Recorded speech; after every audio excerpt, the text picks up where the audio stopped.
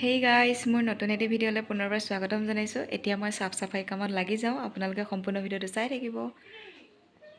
এতিয়া আহি আছোঁ কাপোৰ ধুই পেলাই ওপৰত মেলিব আহি আছোঁ। এয়া কাপোৰ, এয়া টিঙত কাপোৰ লৈ আহি আছোঁ ওপৰলৈ। ওপৰত কাপোৰ মেলিম।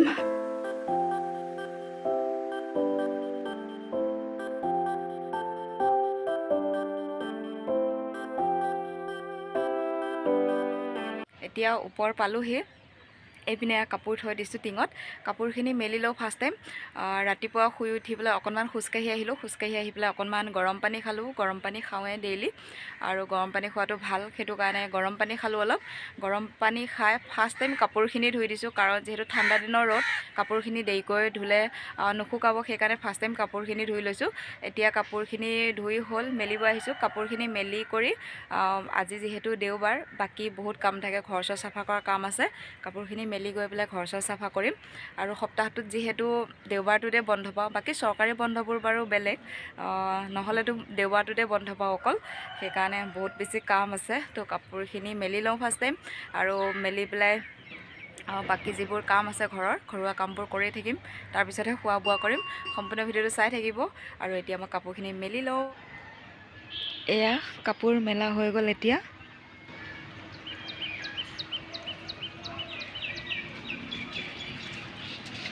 আৰু ওপৰৰ পৰা বহুত ধুনীয়া দেখি।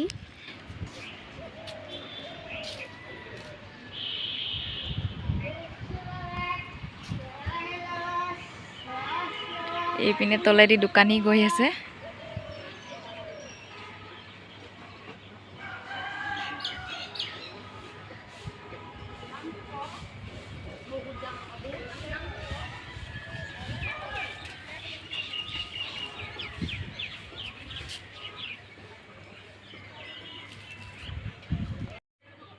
এতিয়া কাপোৰ ধোৱা হ'ল যিহেতু তললৈ যাওঁ, ঘৰৰ বাকীবোৰ চাফ চাফাই কামবোৰ কৰোঁ। আৰু কাপোৰো বহুত বেছি নহয়, যিকেইটা ডেইলি পিন্ধা কাপোৰ হয়, কুৰ্তাৰ পৰা মাস্ক মোজা, সেইবোৰে যিকেইটা ডেইলি পিন্ধা কাপোৰ হয় সেইকেইটাই ধুইছোঁ। আৰু এতিয়া কাপোৰ ধোৱাও হৈ গ'ল, মেলাও হৈ গ'ল এইপিনে। আৰু এতিয়া তললৈ যাওঁ। এতিয়া তললৈ নামি গৈ আছোঁ।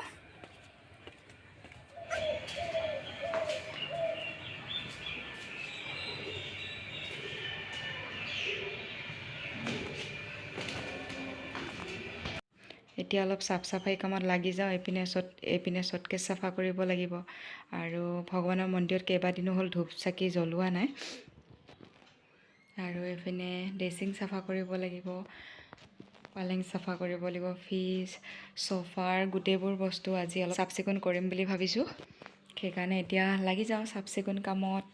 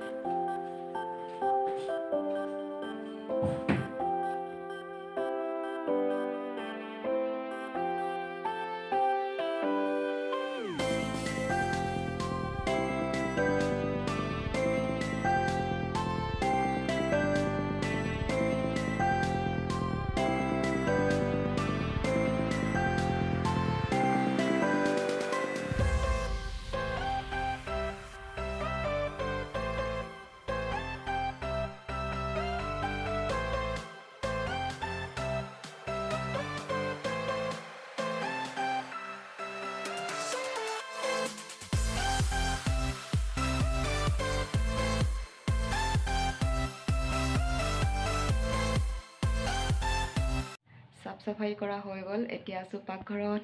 পাকঘৰত আছোঁ, ৰুমটো দেখি গমেই পাইছে পাকঘৰত আছোঁ। আৰু এতিয়া ভাত বহাই দিওঁ, কাৰণ ভাত খাবলৈ সময় হৈছে, সেইকাৰণে ভাত বহাই দিওঁ। এইপিনে এয়া কুকাৰত চাউল ধুই লৈছোঁ, আধা পোৱা, আৰু এটা আলু কাটি ৰাখিছোঁ। ভাতত দিম আলু, কাৰণ আমাৰ পৰিয়ালৰ মানুহ ঢুকাইছে, সেইকাৰণে আমি বইল ভাত খাই আছোঁ আলু পিটিকাই দি। সেইকাৰণে আলু ভাতত দিয়া খাম। আৰু এইপিনে বুট তিয়াই থৈছোঁ। বুটখিনি সন্ধিয়া টাইমত মই মিছল বনাম। এয়া ভাত এতিয়া হৈ গ'ল। আলু কেপিচ উলিয়াই লওঁ ভাতৰ পৰা আৰু সানি লওঁ। ইয়াতে দিছোঁ মই আলু আৰু কেইটামান শুকান বুট ভাজি পেলাই, অকণমান ধনিয়া কাটি দিছোঁ আৰু নিমখ দিছোঁ, যিহেতু তেল পিঁয়াজ খাব নোৱাৰোঁ, সেইকাৰণে তেল পিঁয়াজ দিয়া নাই। এতিয়া এইখিনি আলু পিটিকা কৰি পেলাই ভাত খাবলৈ আৰম্ভ কৰোঁ। আৰু আলু পিটিকাত শুকান বুট কেইটামান ভাজি পেলাই দিলে বহুত বেছি ধুনীয়া লাগে, সোৱাদ লাগে। সেইকাৰণে শুকান বুট কেইটামান দি দিছোঁ ভাজি পেলাই। এতিয়া ভাত খোৱা আৰম্ভ কৰোঁ। এই জোপ দুপৰ টেঙা জোপ নতুনকৈ ৰুইছোঁ সৰু এটা টাবত। এইটো টাবটো একদম সৰু, আৰু এতিয়া এটাই পুলি ৰুইছিলোঁ, কিন্তু এটাৰ পৰা বহুতটা হৈছে। এইজোপ ডাঙৰ হৈছে অলপ, আৰু বাকীবোৰ তলত সৰু সৰু হৈ আছে পুলিবোৰ। পানী দি থাকোঁ মাজে মাজে, আৰু ডাঙৰ হ'ব তেতিয়া ডাঙৰ টাব এটা ৰুই দিম। এতিয়া বনাম মই মিছল চানা। এইখিনি লৈছোঁ কেঁচা বুট, আৰু এইখিনি শুকানে ভাজি লোৱা বুট। শুকান বুট লৈছোঁ, নিমখ লৈছোঁ, আৰু ধনিয়া পাত, জলকীয়া, আদা অকণমান, আৰু এটা বিলাহীটো মিহি মিহিকৈ কাটি দিম। এইখিনি কাটি মেলি মই মিছল চানা বনাম এতিয়া। আৰু ইয়াৰ লগত যদি তেল, পিঁয়াজ আৰু গাজৰ আৰু অকণমান নেমু ৰস চেপি দিলে বহুত বেছি ভাল লাগিলহেঁতেন, কিন্তু পিঁয়াজ আৰু তেল খাব নোৱাৰোঁ যিহেতু। এইকেইবিধ বস্তুকে মিলাই পেলাই মই এতিয়া মিছল চানা বনাম। এইখিনি মই কাটি মেলি লওঁ এতিয়া। এয়া হৈ গ'ল মোৰ মিছল চানা বনোৱা। গোটেইখিনি কাটি পিনে মিক্স কৰি দিলোঁ। কাটি লোৱা বস্তুখিনি এতিয়া মিক্স কৰি সানি ল'লোঁ, আৰু এতিয়া খাবলৈ আৰম্ভ কৰোঁ। তেল পিঁয়াজ নিদিয়াকৈ বনোৱা নতুন ষ্টাইলৰ মিছল চানা। মই মিছল চানা খাই বহুত বেছি ভাল পাওঁ। আপোনালোক কোনে কোনে মিছল চানা খাই ভাল পায় কমেণ্ট কৰি জনাব। চ' আজিৰ ভিডিঅ'টো ইমানখিনি আছিলে। ভিডিঅ'টো ইমানখিনিতে সামৰণি মাৰোঁ। আজিৰ ভিডিঅ'টো চোৱাৰ বাবে বহুত বহুত ধন্যবাদ। নতুন এটা ভিডিঅ'ৰ সৈতে আকৌ আপোনালোকক লগ পাম। Bye bye.